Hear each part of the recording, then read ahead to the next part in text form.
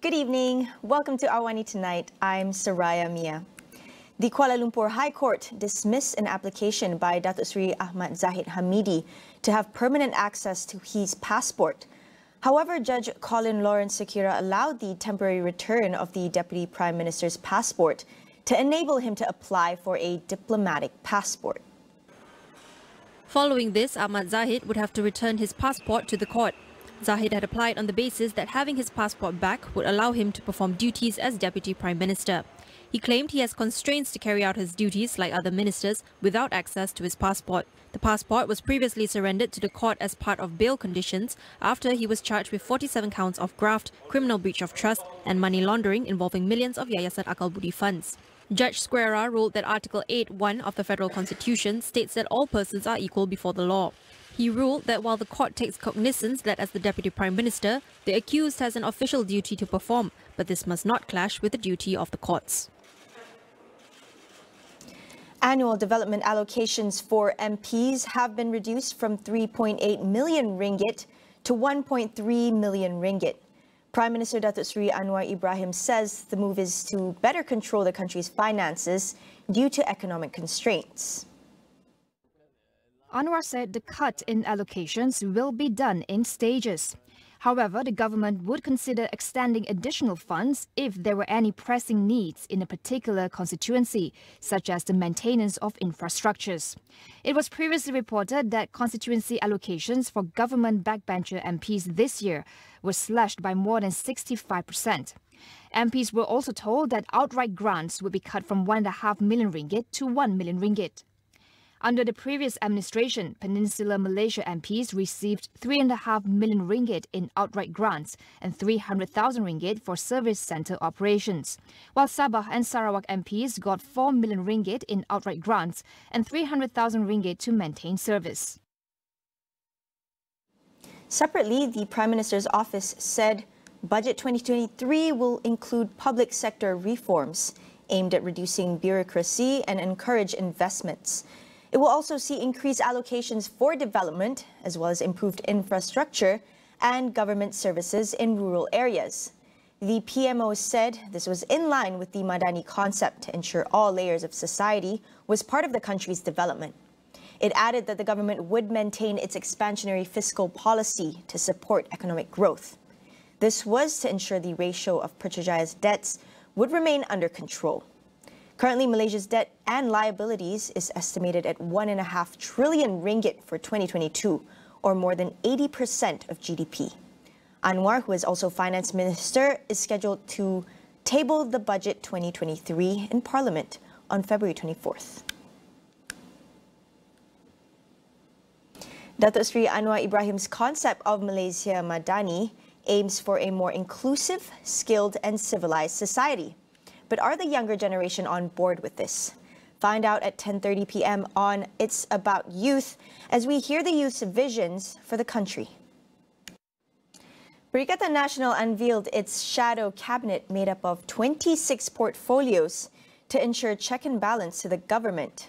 According to political analyst Wong Chin Huat, the current shadow cabinet is the most concrete to date, but it must ensure effective coordination among its shadow ministries.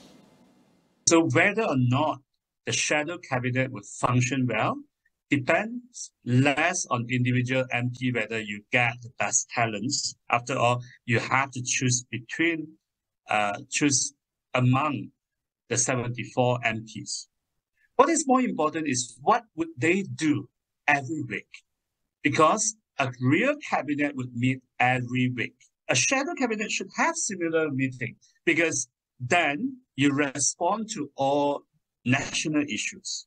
In the past, the BN and the PR and then PH attempts, they all failed to discriminate amongst their MPs. So one portfolio, you have a few people in charge, and that means nobody is in charge. In this case, it's clear-cut. So this is where I think they have started at the right footing. And the challenge is, would they meet weekly? If they can do so and continue this for a period of 5 years, now they show that they are serious opposition. And they deserve the public attention on their potential to replace the government. Besides weekly meetings, a range of other factors come into play to determine if Perikatan Nasional's shadow cabinet functions effectively. Chin Huat outlines his suggestions for more healthy competition between the federal government and the opposition. The second factor that decides their effectiveness would be the resources and information access available to them, to the shadow minister. If the government refuses to give them resources, it will be hard for the opposition to sustain. But if the government were to recognize them, then they should be paid, as in Australia, a fraction of a minister's salary. And then they should have commensurate access to government information so that they can formulate their alternative policy. Chin Huat adds that the shadow cabinet should also be given proper recognition by being sworn in at Istana Negara. The publics, both sides of the divide, have a lot of respect for the palace. So if the shadow minister were to sworn in National Palace as His Majesty loyal opposition, they then have to do a good job. The government should welcome and recognize the shadow cabinet immediately, and they should also meet to negotiate and then allow the Minister of Law and Institutional Reform to study and propose a parliamentary act regulating the functions, rights, and facilities related to shadow cabinet and shadow minister. Meanwhile, the prison department revealed that the country's jail congestion is now at 36%, with inmates exceeding the maximum capacity of 4,200. The department said it plans to implement reforms in prisons nationwide, including in the Sungai Buloh prison, to reduce overcrowding. In a statement today, it said among the efforts is to increase capacity by installing bunk beds for prisoners in cells and prison dormitories. The department is also working with the courts to speed up trials, which reduces waiting time for awaiting trial prisoners and accused persons. Additionally, there will be a focus on rehabilitation programs in the community. Currently, the program involves almost 83,000 prisoners, with a recidivism rate of only 0.24%. Other efforts by the Prisons Department involves converting former National Service Training Program sites into resident reintegration centres and satellite prisons. The department is also studying the use of emergency management days for low-risk remand prisoners to avoid them being held in prison. The Education Ministry has dismissed a proposal for school sessions in the peninsula to start at 8 a.m. Its Minister Fadlina Sidek said the issue of starting classes at 8 a.m. is not the ministry's priority for the time being, as there are more pressing issues at hand. Pandangan itu kita ambil, tapi kita juga harus melihat kepada keseluruhan pandangan. NUTP pun pastinya ada pandangan berkaitan dengan itu dan sudah pun mengeluarkan pandangan. Yang saya pasti pandangan-pandangan itu kita ambil kira, cuma untuk hari ini tidak ada ketetapan yang kita buat berkaitan dengan isu itu. Previously, a senior lecturer from University Kebangsaan Malaysia had urged the government for schools in the peninsula to commence classes at 8 a.m. to alleviate the burden on teachers, parents and students, saying that the government should be compassionate as they had to wake up as early as 4:30 a.m. For the record, most schools start at 7:30 a.m. We'll take a short break. Stay tuned.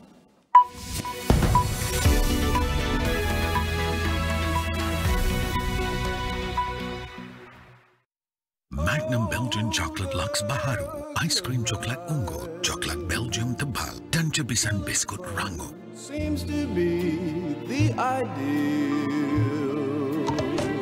Magnum, kenikmatan sejati. Nampak gaya dua-dua ni nak Digi Fiber.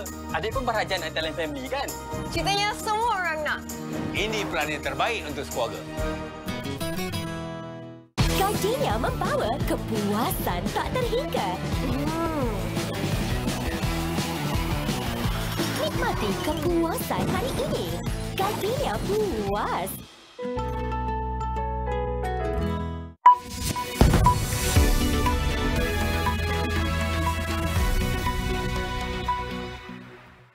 Welcome back. Dr. Zaliha Mustafa became the first Malaysian health minister to chair the 152nd session of the World Health Organization's Executive Board meeting in Geneva, Switzerland. Health Director General Tan Sri Dr. Nur Hisham Abdullah said this was a first in the country's history and throughout his 10 years involvement with the WHO.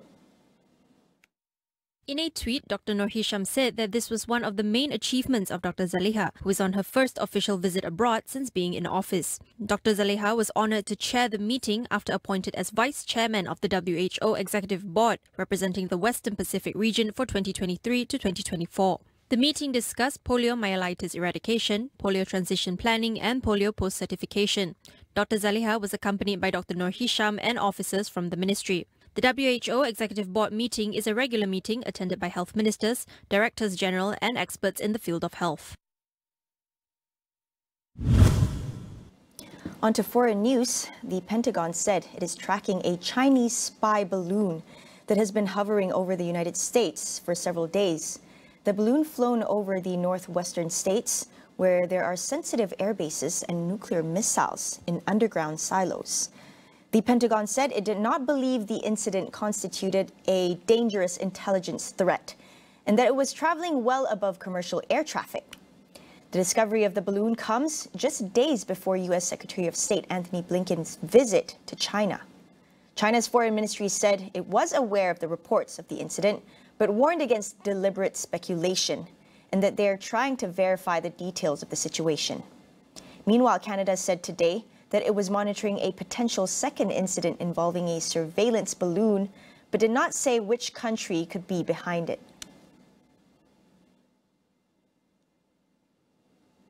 Meanwhile, a South Korean court sentenced a former Justice Minister, Cho Kuk, to 2 years in prison.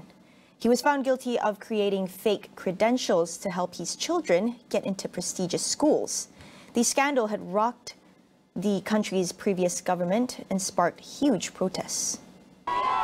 Cho was also found guilty of abusing his powers while serving under former President Moon Jae-in by blocking an investigation into a former Financial Services Commission official seen as close to Moon, who was eventually arrested for taking bribes from business people. The Seoul Central District Court, however, decided not to place Cho under immediate arrest, saying that he wasn't a threat to flee. His wife was already serving a prison term for fraudulently securing their 2 children's admissions to colleges, as well as various charges related to family investments and a consulting contract. Cho had continuously denied legal wrongdoing and plans to appeal the ruling. However, he acknowledged that his children had benefited from advantages denied to other students, a sensitive matter in the country where anger over economic inequality runs high. Myanmar's junta government imposed martial law in 37 townships across the country, where clashes with resistance groups intensified in the past months. The administration said the move will allow authorities to ensure stability more effectively. Junta Chief Min Aung Hlaing ordered 5 regional commanders to take full control of the townships, which cover 8 provinces and include the regional capitals of Loikau and Hakka. The decision puts millions of people in more than 11% of the nation's 330 townships under strict regulations. With the new law, many pro-democracy supporters in parts of the country, as well as ethnic states, will face more military interrogations, while night curfews are likely to be extended in many of the townships. The junta government also said its courts will hear majority of criminal cases in the townships, but no appeal for verdicts will be allowed. Corrupt practices in the construction sector can increase a cost of a property development by 15%, which is a cost often passed on to house buyers. Tonight on Consider This, we learn about the price tag of corruption in the sector. That's all for the show tonight. Thanks for watching. I'm Soraya Mia, and we'll see you again.